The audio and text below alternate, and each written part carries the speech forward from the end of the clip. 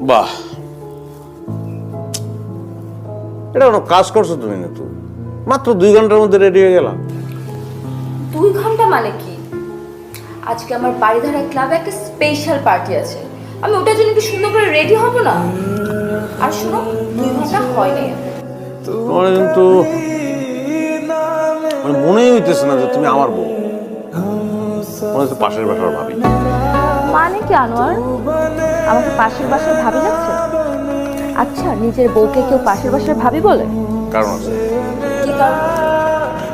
কারণ হলো মানুষের নিজের কোনো কিছু ভালো লাগে না, অন্যটা ভালো লাগে।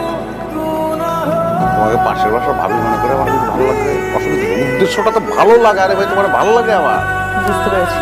আশা করো, বসো বসো না। আমি কোনো নাস্তা করতে পারবো না, আমি ফুল ডায়েটে আছি।